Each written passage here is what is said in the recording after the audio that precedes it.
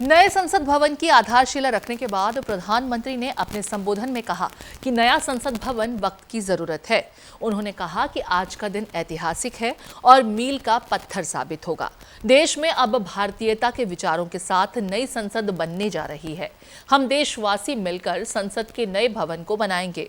प्रधानमंत्री ने कहा कि जब भारत अपनी आजादी के 75वें साल का जश्न मनाएगा, तब संसद की इमारत उसकी प्रेरणा होगी।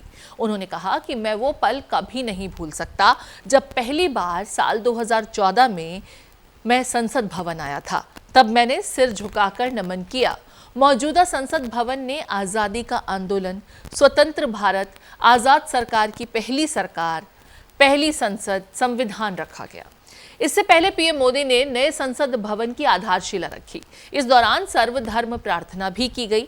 इसमें हिंदू, सिख, ईसाई, मुस्लिम, बौद्ध, जैन एवं अन्य धर्मों के धर्मगुरु मौजूद रहे।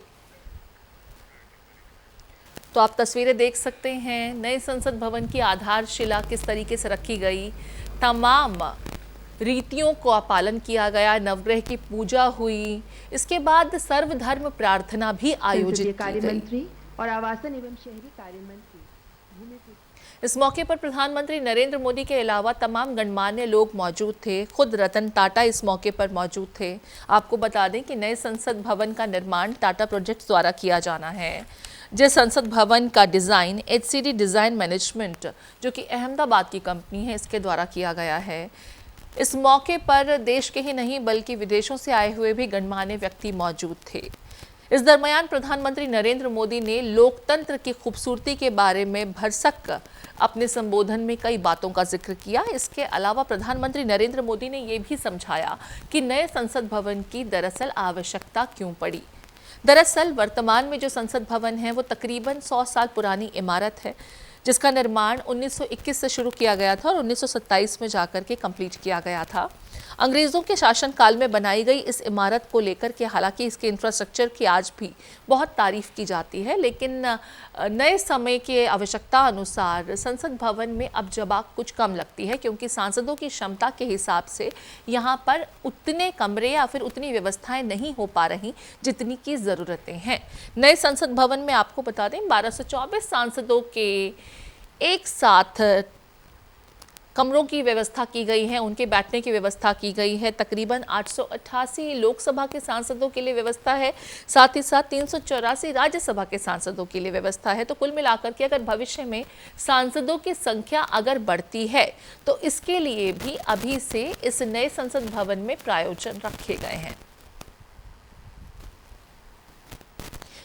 स्वतंत्रता दिवस के 75 साल पूरा होने पर नए संसद भवन का निर्माण पूरा हो जाएगा। आपको बता दें कि टारगेट है 2022 तक इस नए संसद भवन का निर्माण पूरा कर लिया जाए, जिसकी लागत तकरीबन 971 करोड़ रुपए तक आने की उम्मीद जताई जा रही है। 64,500 स्क्वायर मीटर के दायरे में नए संसद भवन का निर्माण होगा, जो कि 4 मंजिला इमारत होगी और तमाम आधुनिक सुविधाओं से लैस रहेगी। आइए सुनते हैं प्रधानमंत्री नरेंद्र मोदी ने इस मौके पर क्या कुछ कहा।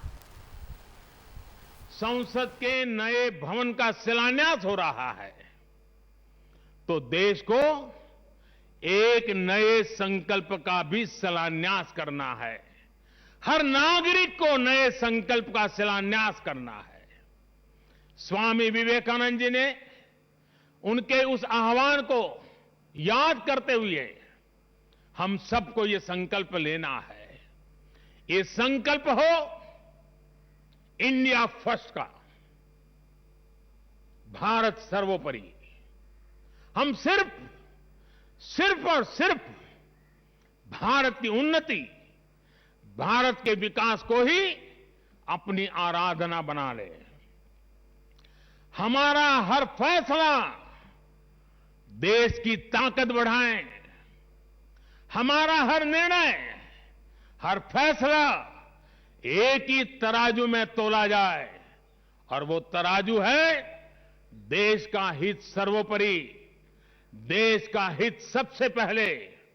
हमारा हर निर्णय वर्तमान और भावी पीढ़ी के हित में हो।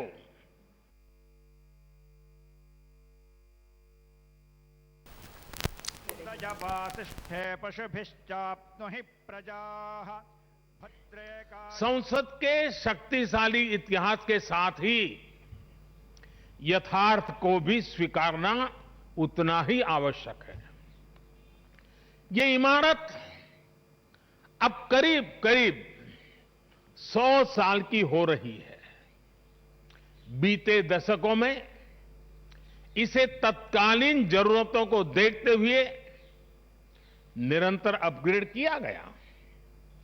इस प्रक्रिया में कितनी ही बार दीवारों को तोड़ा गया है, कभी नया साउंड सिस्टम, कभी फायर सेफ्टी सिस्टम, कभी आईटी सिस्टम। लोकसभा में बैठने की जगह बढ़ाने के लिए तो दीवारों को भी हटाया गया। इतना कुछ होने के बाद संसद का ये भवन अब विश्राम मांग रहा है।